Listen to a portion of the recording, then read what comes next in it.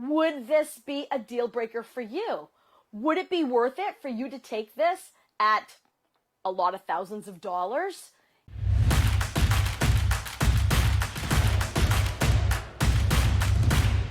It's RV inspection day, and today we're in Fort Myers, Florida, and we're about to inspect this beautiful Holiday Rambler Armada 44 LE.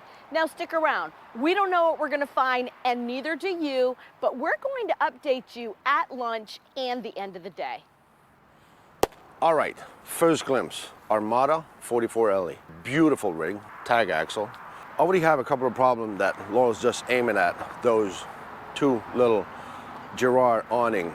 You can see they don't recess. It's already not going. I already checked it when I came in. Overall, it looks picture perfect so far, meaning this is a 2021, November 2021, so it's called a 22. It has about 1,500 miles on there. I'm really disappointed about the maintenance so far, the visu, looking at it. There's gonna be some digging. I checked the oil, because we had no fob on the key, you know, those little batteries in your remote, that wasn't in there. So I had to go in the office and they already knew. There's a story behind this unit, and one of my friends that's a cop would tell you, let people talk, they'll give you information. Well, I already gathered a couple of information here. I kind of know what to look for now because it seems to be one of those frames that might have had problems. Electronic, electric, so we'll see into that. So where I go from here is going to be determining of what it looks around. So far, like I said, it looks beautiful. I checked the oil level was nice, the oil was perfect, it was clear, which makes sense with the mileage that it had, about nothing, 1,500 miles. It made me think of this. I know people say, well, you always repeat that you're doing an inspection. It's always about inspections. Well, we do. If you didn't know, that's what we do for a living. And for people who get irritated that we always talk about, when are you leaving? This is why you're having an inspection. You've got to understand, a lot of people, like some of you follow us constantly, so you know it, you heard it. But a lot of people, it's their first time. They've never seen this video. They want to know, what are they doing?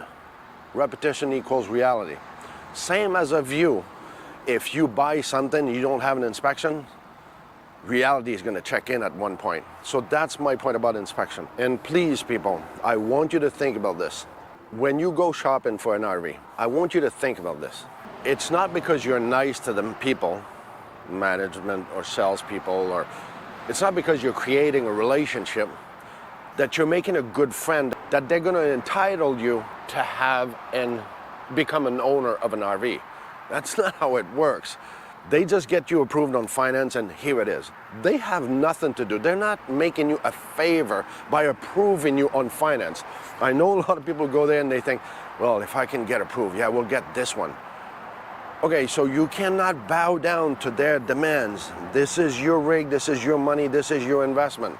You need to protect your investment. That's exactly why we do what we do, and that's why you need this service.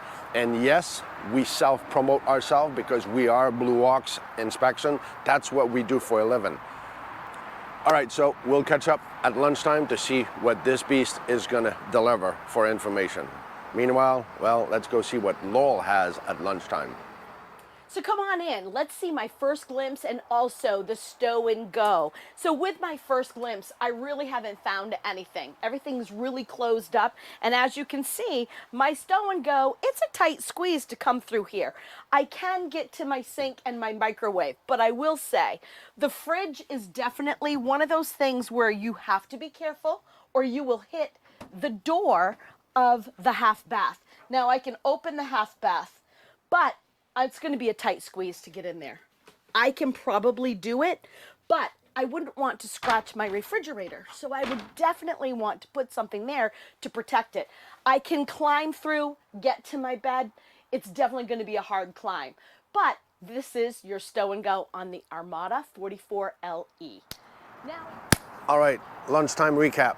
We had a lot of information on this. And by the way, here's my access door for the afternoon. That's where I'm heading. Underneath, I walked on the roof, the two antennas in the front. There's sealant required to go there because it's pretty bad, it's pretty dried up. I'm surprised because this is about 2 years old in a couple of weeks from now. I ended up at my skylight. All right, again, I'm gonna say this. This is why you gotta check this. See what it looks like. I got 4 little holes. This skylight is already yellowed. It's already change of colors, but those little 4 holes, look at this, how you can see through, you can see the plastic of it, you can see the water could go right in there. Laurel and I have been going back and forth in how this is not maintained, not clean. It's like, okay, they didn't travel, it was 1,500 miles, but it is bad. And if you like dogs, well, you'll be served with this, because there's a lot of dog stuff all over the place. So then you end up, those bay door, I have to do this. A lot of them are hard to open. I think they tried something else. It's those plastic hinge thing, and those dry up, so they just jam real fast. Another thing I want you to check all the time, and here's why I brought you here. First of all, one good thing. See, I love those trims that they do. You see this angle in there? So if ever the water came from down here, it would actually drip and go right there in the corner, and you get rid of it. So see that angle, that slant, that is smart when they do that. I appreciate that they do that. Again, see, Laurel is going up. See what you did up there? So do you think that these people ever unroll this? No, never. And this is just me, but when I went up there, I wanted to show you also the difference between construction. So some of them have that wiper seal on top that dangles a little bit, but they actually constructed the inside with a seal when the slide out's open. And you can see that it's been sealed, so it's kind of, the construction is well thought out. That's what I like about them. The consistency of thinking to not have water going in is a nice feature. So now let's go see what Laurel has inside from her point of view. So it's lunchtime, and I'm going to start this on a positive note. I love how light and bright the cabinetry is and the dark upholstery of the recliners, which is beautiful. But check out this, right? So you've got this nice extra area where you can cut, slice, and dice. You've got great cabinetry storage, which I love. So to me, there's a lot of great features in here, but my favorite feature is probably this bed right here, the Euro lift. So I love that. It's actually the Euro loft. I love that because it comes down, it's out of the way when you're done using it for the day. But now let's talk about the things that I found so far. So let's start right here. As you can see, this wall has separated away and needs to be reattached. But I am finding that a lot throughout this coach. So I'm just going to go over here to the dinette area, and I have found that all the sealant that attaches the wall to the countertop is completely separated, which is kind of a consistent thing throughout the whole coach, as it is over here as well. But I'll get to this afternoon when I do my water, so I really didn't talk about it yet, but you can see that that's happening there. When I come into the bedroom and I was doing my walls and I was doing my floors, I have the baseboards that are all loose. So we're in the master bedroom, and I'm going to bring you down here to the baseboard, which this side is slightly loose. You can see it wiggling on the other side, but then when we go on this side, you can see that it's pulled away from the wall, and as well, it is loose also. But then we bring you up to this part of the wall, and you can see the end of this is also loose. So I don't know if something hit it, but then when we go underneath the bed, you can see that the bed frame is being held together with black tape. And we have a crack here as well. When we go to the other side of the bed, the same thing is happening over here. So everything is just loose and coming apart in the bedroom. And we even have wallpaper that is peeling off from the walls. And it's also peeling off the walls into the master bathroom in here. So in the corner over here, we've got the wallpaper that is lifting here, and the baseboard, as you can see, is coming away from the wall as well. So far, these are the things that I am finding. And of course, this afternoon, I'm going to do my water. I still have a lot to do, even though I've done a lot so far.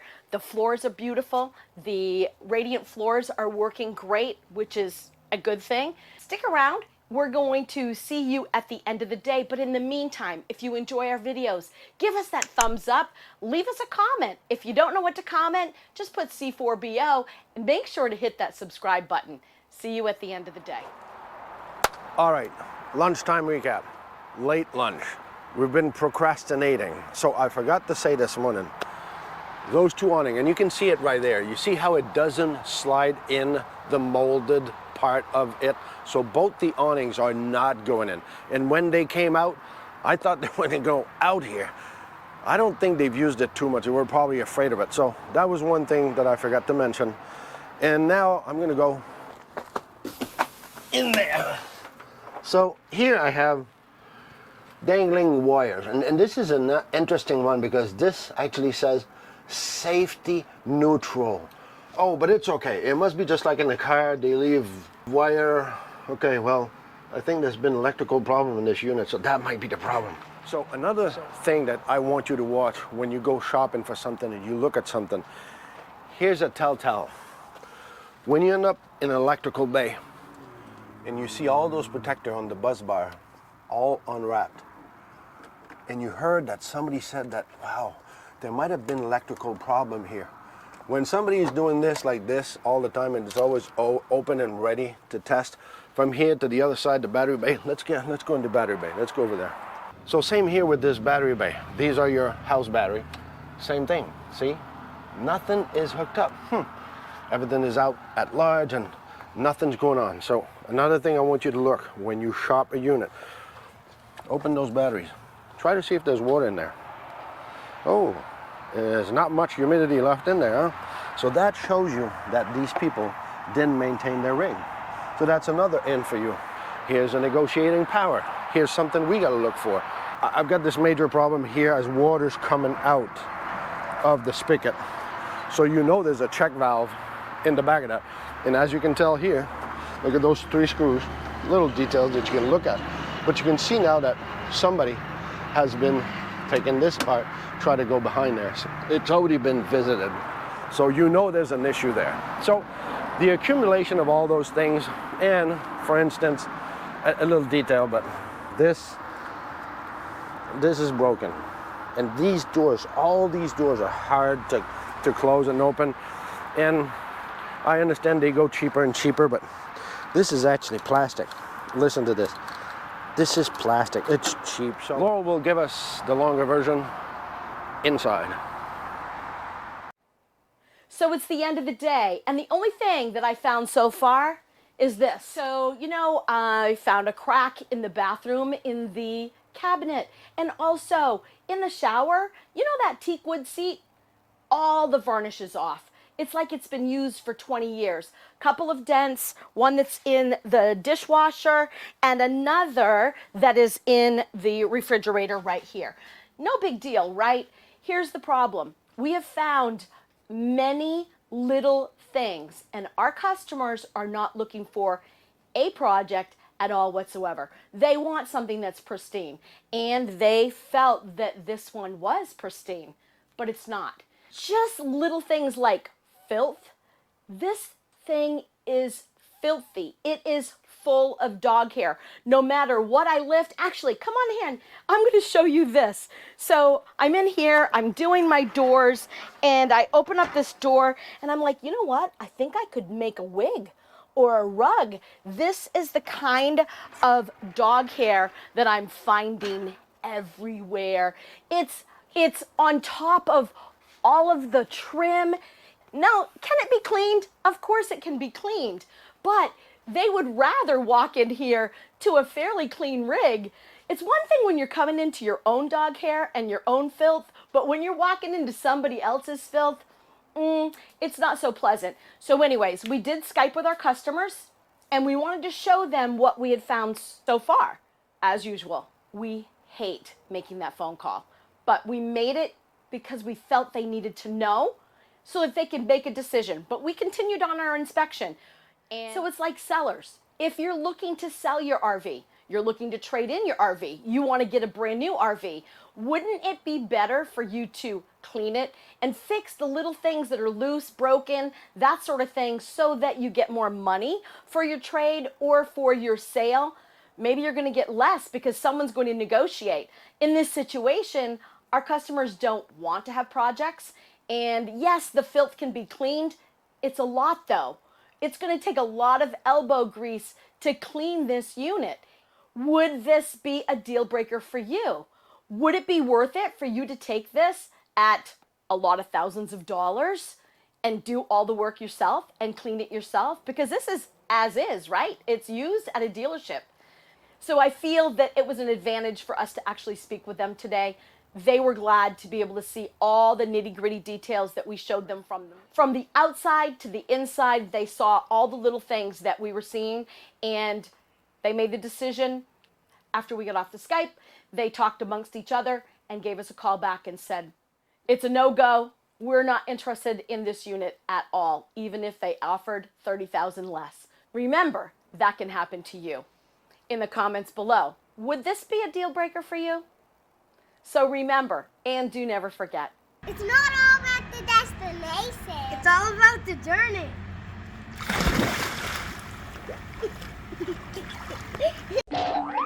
and what did I say? And the other one, I don't even know. It's not worth it. They're going to entitle, that they're going to entitle. It's not all about the destination. It's all about the journey. That was you being serious? You're making faces. No, it's perfect. Okay. arm's starting to hurt. Okay. Thank you for watching. Don't forget, hit that subscribe button, give us a thumbs up, and leave us a comment. If you don't know what to comment, just put C4BO, comment for Blue Ox. And don't forget, share these videos with your RV and friends. Thanks for watching.